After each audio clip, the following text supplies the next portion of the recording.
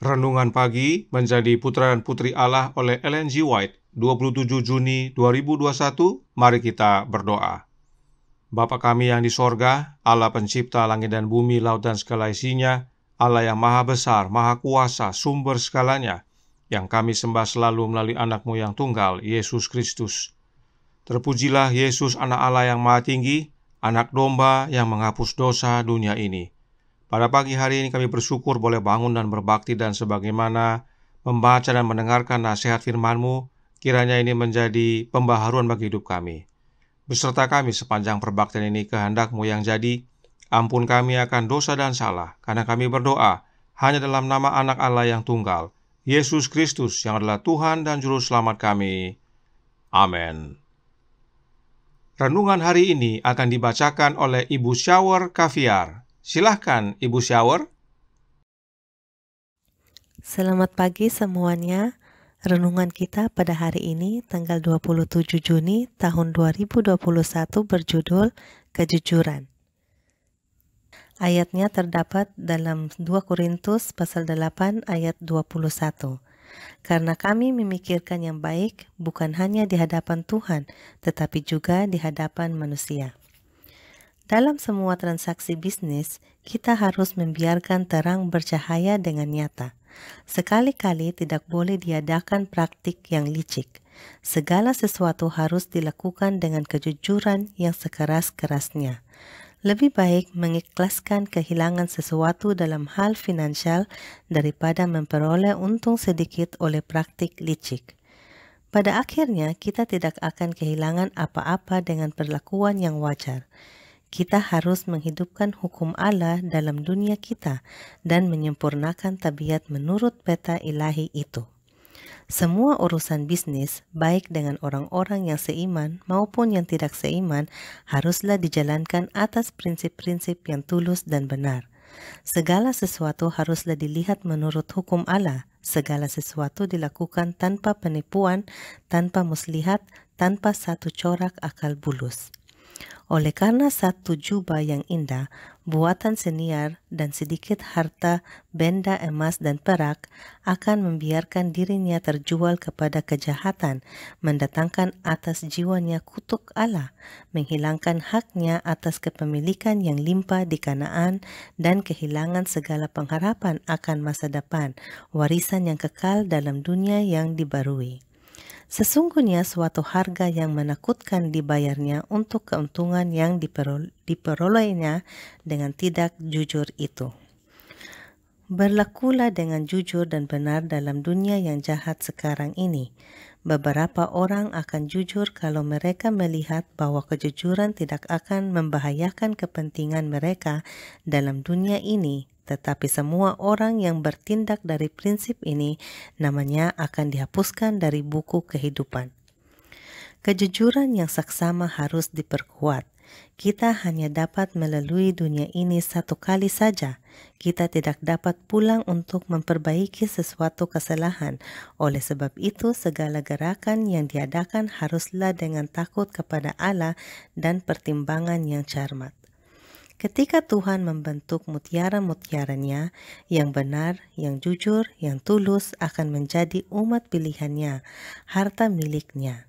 Malaikat-malaikat sedang menyediakan mahkota untuk orang-orang yang demikian, dan cahaya dari takhta Allah akan dipantulkan dalam kemuliaan dari mahkota-mahkota yang bertatakan bintang-bintang ini. Terima kasih atas penata layanan Ibu Shower. Tuhan Yesus memberkati. Selamat pagi, saudaraku dalam Tuhan. Renungan hari ini menyinggung tentang akan. Mari kita pelajari secara ringkas pengalaman akan tersebut agar menjadi nasihat bagi kita semua, khususnya tentang kejujuran. Tuhan Allah menyatakan dalam Yosua 7 ayat 15 yang berbunyi, "Dan siapa yang didapati menyimpan barang-barang yang dikhususkan itu akan dibakar dengan api, ia dan segala sesuatu yang ada padanya, sebab ia telah melanggar perjanjian Tuhan dan berbuat noda di antara orang Israel." Apakah hukuman ini terlalu keras? Mungkin ada yang merasa hukuman ini sangat keras. Tapi ingat, hukuman ini bukan datang dari manusia. tetapi datang dari Allah langsung yang adalah hakim alam semesta. Allah adalah hakim yang maha adil. Perhatikan fakta berikut ini. Yosua 6 ayat 18 yang berkata, "Tetapi kamu ini, jagalah dirimu terhadap barang-barang yang dikhususkan untuk dimusnahkan, supaya jangan kamu mengambil sesuatu dari barang-barang yang dikhususkan itu setelah menghususkannya, dan dengan demikian membawa kemusnahan atas perkemahan orang Israel dan mencelakakannya." Tuhan Allah telah menetapkan peraturan, yaitu melarang bangsa Israel untuk mengambil barang yang dikhususkan untuk Tuhan dari hasil mengalahkan kota Yeriko. Dan barang siapa yang mengambil akan membawa kemusnahan atas bangsa Israel. Apa yang terjadi kemudian? Yosua 7 ayat 4 dan 5 menjelaskan. Maka berangkatlah kira-kira 3.000 orang dari bangsa itu ke sana. Tetapi mereka melarikan diri di depan orang-orang Ai, sebab orang-orang Ai menewaskan kira-kira 36 orang dari mereka. Orang-orang Israel itu dikejar dari depan pintu gerbang kota itu sampai ke Shebarim dan dipukul kalah di lereng. Lalu tawarlah hati bangsa itu amat sangat. Bangsa Israel pergi menyerang kota Ai, kota yang kecil dibandingkan Yeriko. Dan karena kecil, mereka merasa cukup mengirim 3.000 orang ke sana. Tapi apa yang terjadi? Israel kalah. 36 orang mati. Bahkan Israel dikejar dan dipukul kalah. Yosua lalu bertanya kepada Allah, apa yang terjadi? Sebab dia merasa kalau memang begini hasilnya, kenapa harus menyeberang sungai Yordan dan akhirnya dikalahkan? Apakah jawab Tuhan Allah? Kita baca dalam Yosua 7 ayat 11 yang berkata, "Orang Israel telah berbuat dosa. Mereka melanggar perjanjianku yang kuperintahkan kepada mereka. Mereka mengambil sesuatu dari barang-barang yang dikhususkan itu. Mereka mencurinya, mereka menyembunyikannya, dan mereka menaruhnya di antara barang-barangnya." Allah menyatakan kepada Yosua, ada yang mencuri barang-barang yang telah dikhususkan untuk Allah, yang diambil setelah mengalahkan kota Yeriko. Apakah langsung didapat si pelaku? Oh, tidak. Allah meminta supaya bangsa Israel dikuduskan, dan kemudian Allah menyatakan tekniknya untuk menemukan sang pelaku, yaitu setiap suku tampil maju, dan suku yang Allah tunjuk wajib untuk setiap kaum dari suku itu maju, dan kaum yang Allah tunjuk dari mereka harus maju keluarga demi keluarga, dan keluarga yang Allah tunjuk harus mengarahkan seorang demi seorang maju. Dan akhirnya ditemukan bahwa Akan yang telah melakukan pelanggaran. Saat ditanya apakah Akan akui, Akan mengakui.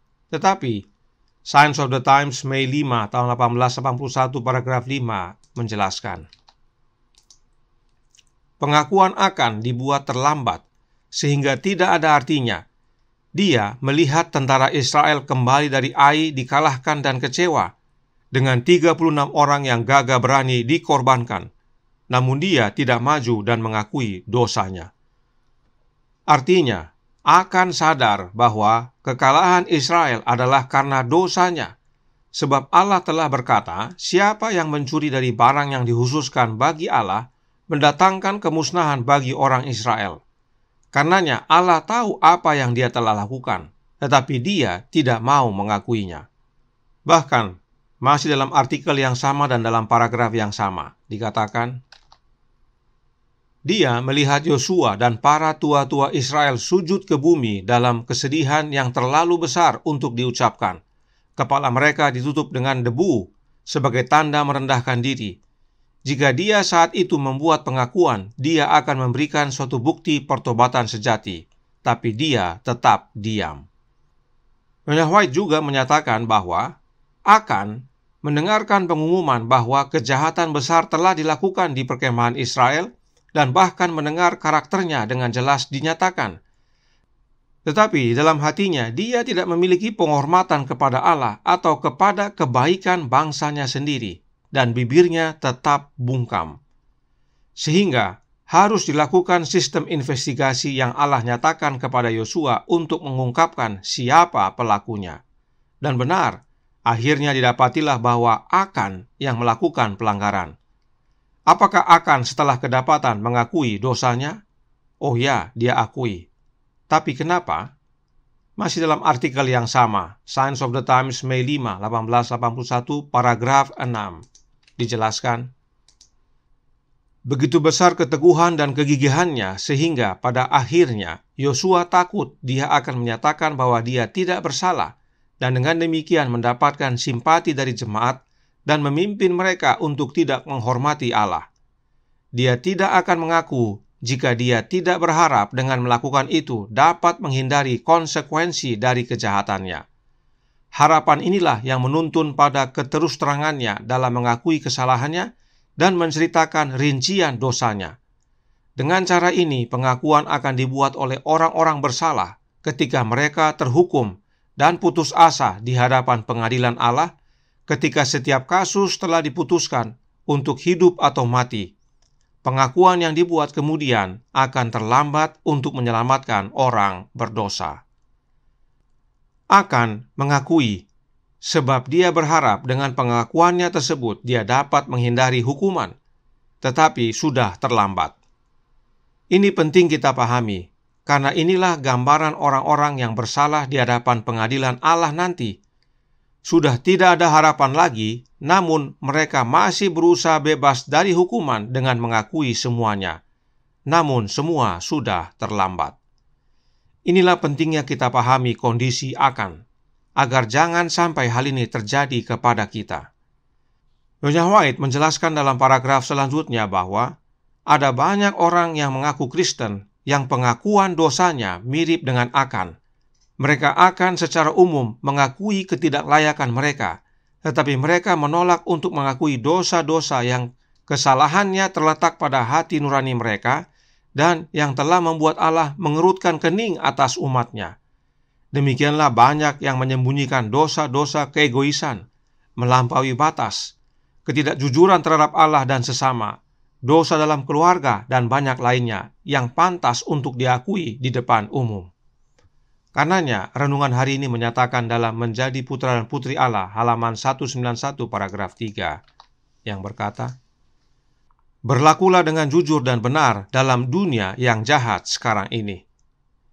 Mengapa demikian?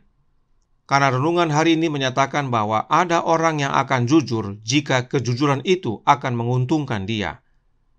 Namun, orang-orang yang seperti itu tidak akan selamat. Namanya akan dihapuskan dari buku kehidupan.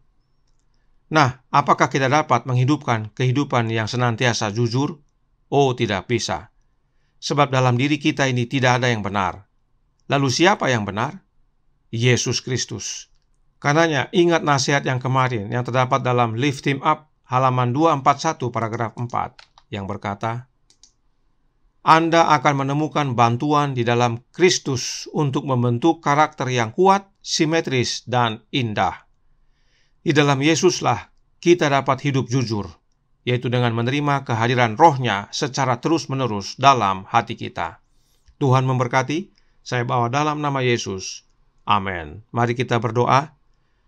Bapa kami yang di sorga, Allah pencipta langit dan bumi, laut dan segala isinya, Allah yang maha besar, maha kuasa, sumber segalanya, yang kami sembah selalu melalui anak-Mu yang tunggal, Yesus Kristus. Terima kasih atas nasihat pengalaman Akan, agar kami selalu hidup jujur. Dan kiranya Roh-Mu ya Yesus berkuasa dalam hati kami, sebab Engkaulah yang menghidupkan kehidupan jujur dalam hidup kami. Tolong kami ya Bapa, curahkan Roh anak-Mu dalam hati ini, kehendak-Mu yang jadi. Ampun kami akan dosa dan salah, karena kami berdoa hanya dalam nama anak Allah yang tunggal, Yesus Kristus, yang adalah Tuhan dan Juru Selamat kami. Amin.